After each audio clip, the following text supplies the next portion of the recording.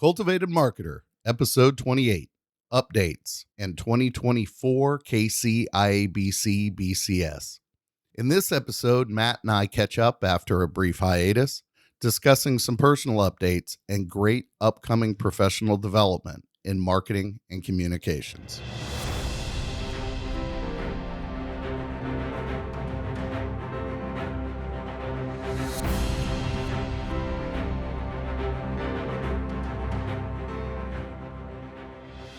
Welcome to CultivatED Marketer, where we talk marketing professional development so your garden of opportunity grows. This is Brent Bowen.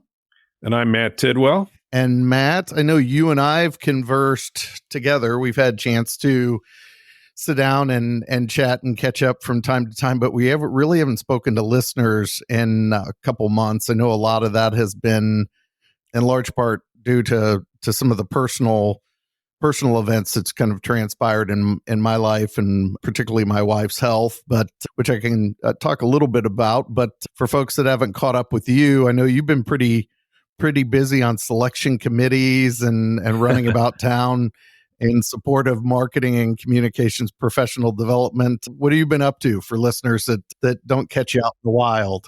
It has been in the wild. Boy, that's a good way to put it, Brent. Thank you. And it's probably, not such a bad thing that we've had a bit of a hiatus here with the show, just because it has been crazy in the old world of post-secondary education. We've just had a lot going on. As many of you know, I run the master's degree program at the University of Kansas in integrated marketing communications, and a lot of my time has been spent. We've made some really cool changes to that program that it's taken really the last several months to implement. The main one being that we're now an online master's degree program. So you can get your master's degree in marketing communications from anywhere. It doesn't just have to be in the Kansas City area, and that's been a really cool change. But it's gone extremely well. We've also adjusted our curriculum a bit. So anytime you adjust curriculum, that takes a lot of time. We've added a bunch of courses in digital marketing, but net out of all of that is it's gone very smoothly. We are now servicing more students than we ever have before, and we actually were just recognized by Forbes as one of the top marketing masters of 2024. So yeah, it's been exciting. I saw that. Congratulations. Yeah, well, no, thanks to you and everybody who's helped with that program down through the years. We've got a terrific advisory board that's been around for a while. And so it's been nice that we've unveiled the new program and then have it recognized so soon. And so that's been what has been taking a lot of my time, in addition to, just the regular run-of-the-mill activities, lots of professional development going around town. I know we're going to talk some about that as well. But yeah, it's been a busy time, but definitely looking forward to doing a bit of a relaunch here, coming off of hiatus for the show, because I know we've got some exciting things coming up. We do have some exciting things coming up, and it's always good to hear word that even you've been doing some undergrad guest lecturing work too.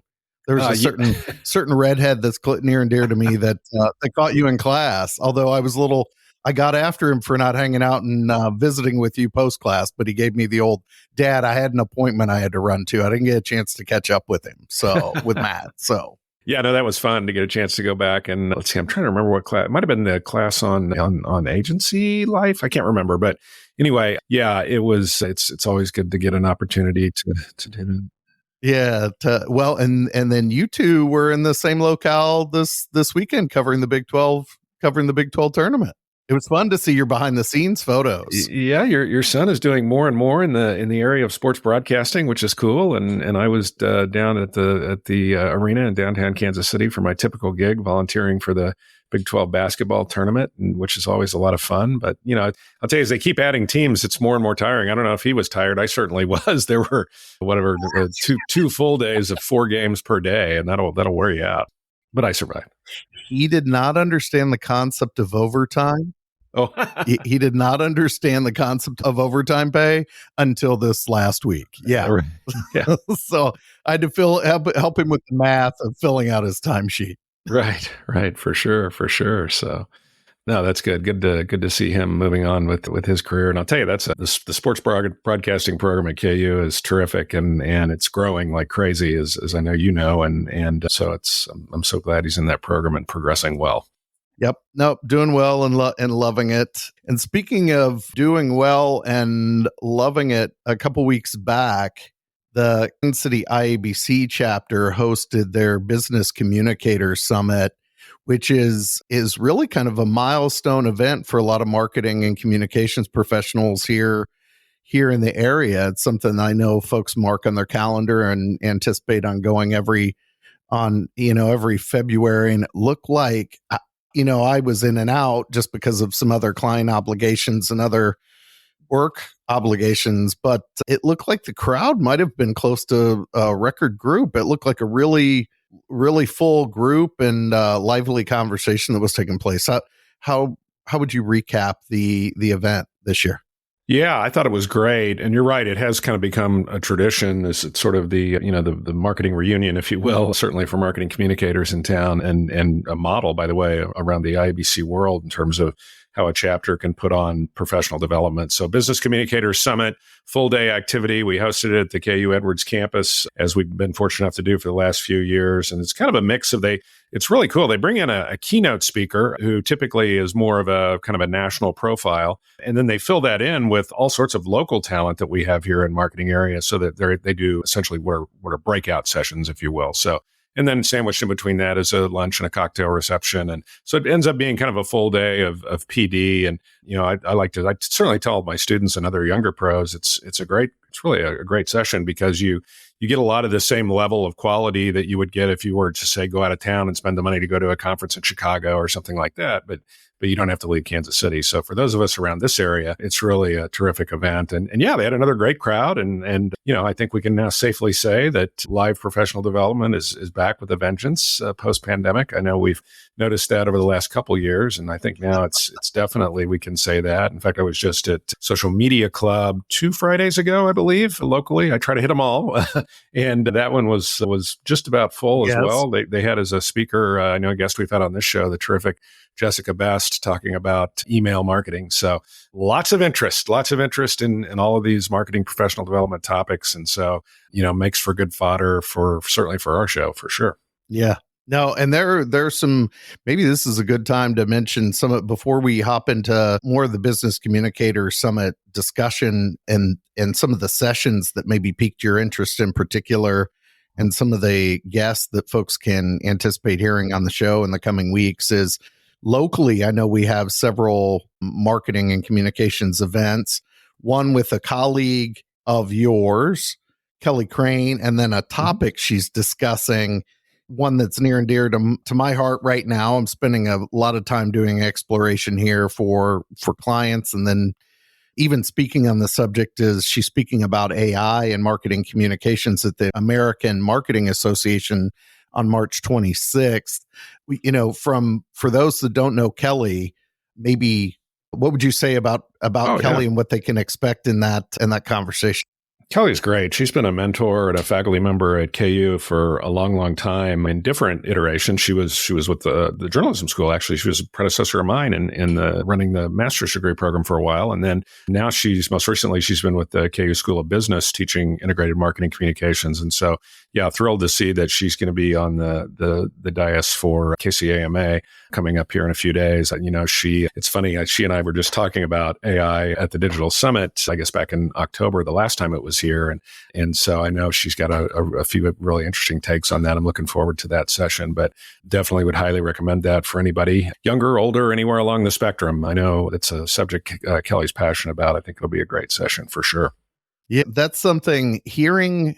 It's certainly it's such a place, AI, because if you think about generative AI in particular, and it's such in its infancy that it really is interesting to see how people are reacting to that. And I know we're gonna hear from Martin Waxman, who was the keynote and spoke about AI at the Business Summit. But it's just interesting, all the things you have to consider, both pro and con associated with AI. And I think it changes the dynamic for a lot of different individuals in the communications and marketing space. There was even a graphic designer I was working with where I was looking at the product of that graphic designer's work. And I said, this, the way it's designed could actually easily lend itself to deep fakes. And the graphic designer looked at me and said, "What's a deep fake?" So just even a level of awareness, I think, for the things we have to consider now that we didn't have to used to maybe consider when we're looking at our work output is just going to be fascinating. So yeah, really look forward to Kelly's talk. Yeah, Kelly will be great. And yeah, I'm glad you segued there to Martin, because I know he's kind of our first guest coming out of the chute for the show here. We were able to tap with quite a few of the speakers, and Martin Waxman, who, as you mentioned, was the keynote. Martin's terrific. I've known him for a while. He really has a national profile. He's out of Toronto, Canada. But I heard him speak on a panel about AI at the last IBC World Conference, which was also in Toronto. But he is very knowledgeable on the AI subject. In fact, AI or LinkedIn Learning uses Martin to do most of their AI sessions. So if you've taken any of the LinkedIn Learning on AI, you very likely have been exposed to Martin, because, again, he's the primary instructor there. But so he was the keynoter, and a lot of the things you just talked about, he covered, right? So kind of the game changer that is AI for those of us who are marketing communicators, what the ground rules should be, importantly, what the cautions should be. I think that's probably just about more important than anything else. And then also kind of where he sees things going. And I think that's where we'll be focusing with him on our episode, is just kind of what might things look like in the future for those of us who are marketing communicators using AI. And I know, you're living that right now in the podcasting world with some of your clients, and just kind of the new tools, the game changer that AI has been with podcasting. But, that's just one little corner of the marketing communications world. It's really had an impact everywhere. And so I think folks will really want to tune in for that episode, because we dig deep with Martin on AI. And if you weren't able to attend KCI BCS, you'll really get basically most of the substance that he covered in his talk. Yeah, no, we certainly will. And you mentioned Martin's LinkedIn Learning session. And so after our conversation, I went back and ended up watching that on LinkedIn. And it's about 35 minutes.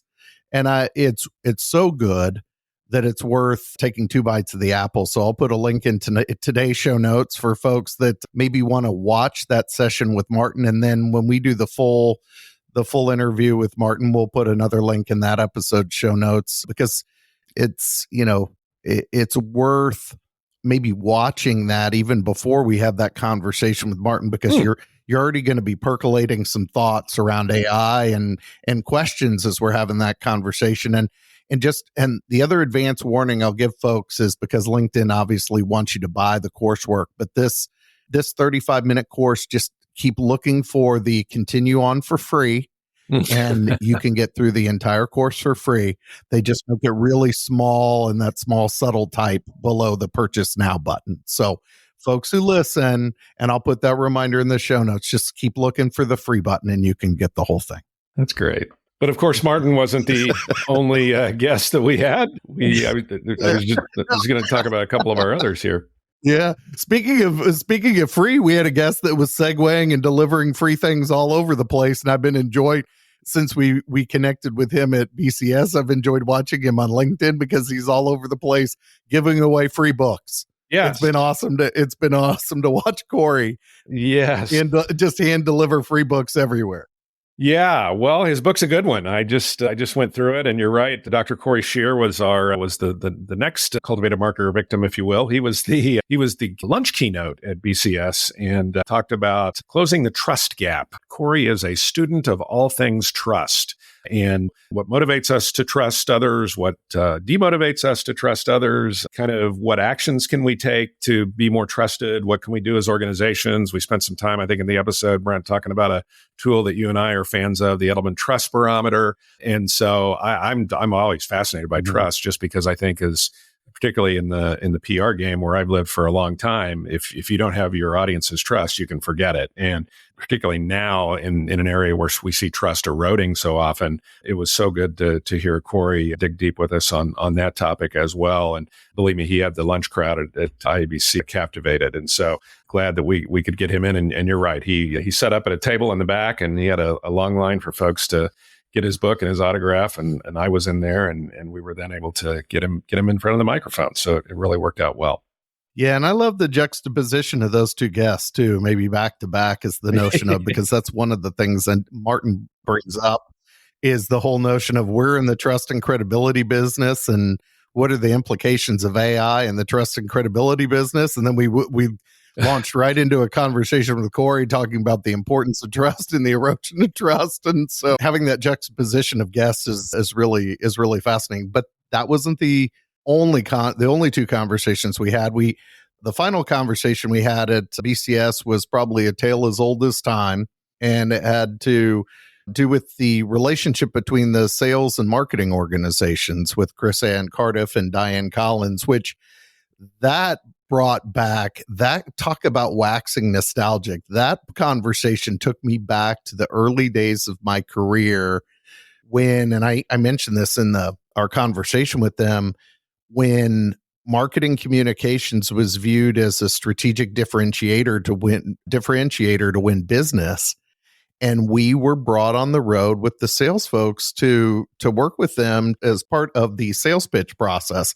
And so to hear Chris Ann and Diane talk about different strategies to have sales organizations and marketing organizations effectively work together was just absolutely fascinating. Yeah, I really loved that conversation as well. You and I have known Chris Ann for a while. Proud graduate of my master's degree program, I will tell you. But she has an interesting perspective because she spent so long frankly in business, right? She was in the mortgage business, working in what we would think of as more mainstream marketing, and then has really, from an educational perspective, wanted to get much more well-schooled in marketing communications. And so that's why she took our degree. So she really does know both sides of that equation that you just mentioned. And so I think that makes her uniquely qualified. And Diane, our colleague, was terrific on that as well. But I think that, yeah, and we also talked about just the fact that, and I know we've talked about this on the show before, so many times we tend to get pigeonholed in marketing and we only think about kind of one side of the equation, or maybe one of the 4 Ps, if you will. So, we had a lengthy conversation about just the importance of, for marketing communicators, understanding that sales process, which of course is very akin to just business acumen and the business drivers of a company or an organization. And I'm not always sure that the folks that we graduate in marketing communications have a really good grounding in that. And so we spoke for a bit about just the importance of business acumen for marketing communicators, which has been a saw that I've been on for a long, long time. So you're right, all things, the juxtaposition of the two, but then also just the importance of being a well-rounded marketer. I think this is just going to be a great episode. Yeah, the business acumen, and then practical tips to be thinking and living that business acumen. The term that just keeps occurring, just keeps resonating with me, was one of the practical tips they gave around the ride along. And that's where I was talking about how this episode really, had me going back to early in my career where I was on the road on a sales pitch, driving to Nebraska, driving to Iowa for a sales pitch with the salesperson, and being in the boardroom to make that presentation. And a lot of marketers, I don't think, have that, or communicators have received that experience. So one of the tips they offered was, well, if that's not pre-built for you, a sales professional would love it if you probably asked if you could go along and do that. And I think that would open so many different eyes. And so that's just one example of the types of tips that they provided to better that relationship. And that's the other thing, is not only the acumen, but a lot of focus on relationship development. And as a marketer or communicator, how can you understand the needs of not only the business, but of that sales professional too? Yeah, well, we do a great job in communications and journalism schools teaching people kind of the basics of how to communicate, and more, obviously extensively around that, whether it be, new tools like podcasting or press releases, et cetera. But those are tools, right? And so you're going to be applying those tools for a specific business and in service of a particular group, maybe even a sales group. So, the need to kind of cross-pollinate and deeply understand those aspects of the business are so important. So yeah, I'm really glad we were able to nail those two ladies down. So we ended up having 3 tremendous conversations that we kind of bottled up for folks that weren't able to be there, or even folks that were there and maybe want to hear a couple different approaches or questions that maybe didn't get asked or addressed in those specific breakouts. And that's the hard part about those events too, is you can't be 2 places at once, right? And they have multiple breakouts happening at the same time. And this provides benefit for folks who, maybe weren't able to make Chris Ann and Diane's breakout.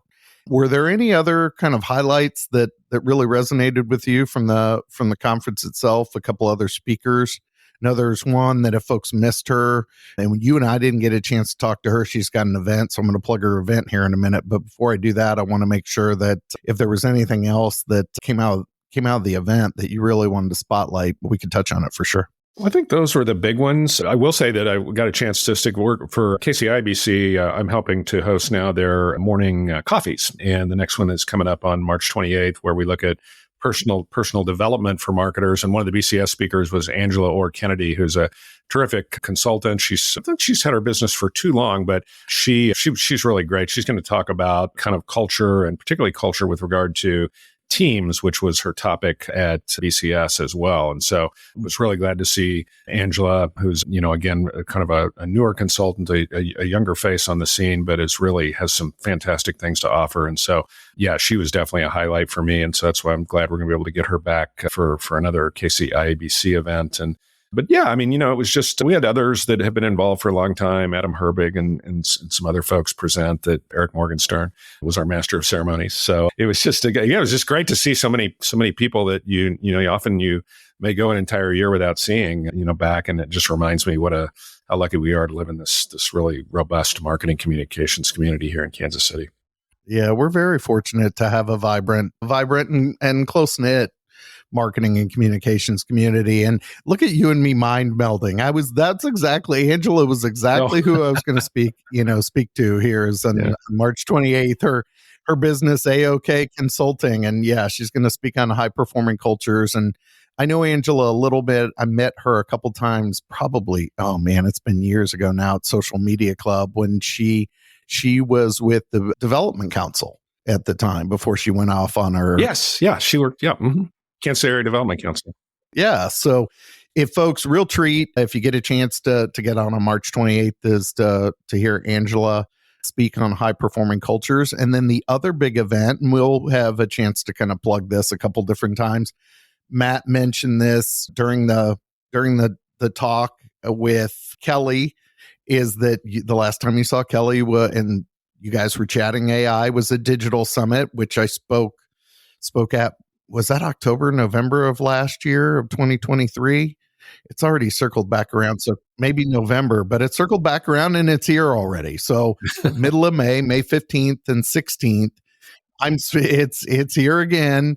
And there's a really robust slate of speakers. I unfortunately have some scheduling conflicts that I'm not speaking at the KC event. I'm speaking in Chicago. So if folks who are in Chicago happen to be listening to this or anywhere in the area, I will be at the Digital Summit event speaking on AI and podcasting April 3rd and 4th.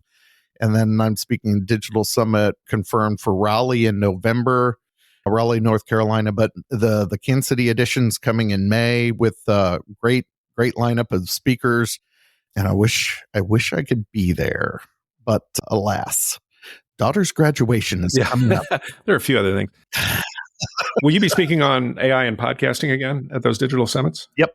That will be the AI and podcasting will be the subject of those. And yeah, it's continuing to evolve. So we walk through the entire, for folks that want a preview of that, we walk through the entire workflow of a podcast and kind of overlay AI and how you can use AI in every step of the process in creating a podcast. So that's kind of the gist of the conversation. Yeah, well worth it. Well worth it. So Matt, before we close, any other thoughts about BCS before we close? I don't think so. No, I'm just excited to get these episodes out of the can and on the air and give folks a chance to hear a little bit more from these terrific speakers that we had at BCS. And I think it'll be a great way again for us to do a bit of a relaunch here coming off hiatus. So thanks folks glad we're able to be back with you. As Matt said, he was spinning a lot of plates in the academic world. I haven't spoken a lot about what took place, but my wife was diagnosed with cancer. And so Matt knows a lot of this. She's actually still receiving treatment, but she finished a round of chemo in the October timeframe of 2023. And things are looking real. Her prognosis is looking really positive, but it's definitely been a challenge. So I'm very thankful and fortunate to be back with you all and be able to have these conversations with Matt and all these wonderful professionals. And she and I are glad to spend some time together and enjoy life. But definitely glad to be back and be able to have these conversations with everybody in a profession that I that I truly, truly love and love my own professional development in this space. So glad to be back with Matt and chatting with you all. You bet. You bet. Well, thanks for spending some time with us this evening. And then Matt and I will look forward to catching you next time, where we'll be covering a little bit more into our conversation with Martin Waxman, and then allowing you the opportunity to hear that chat that we have with him about AI and marketing communications. Until next time, take care. If you found value in today's episode, check us out on our website, CultivatedMarketer.com.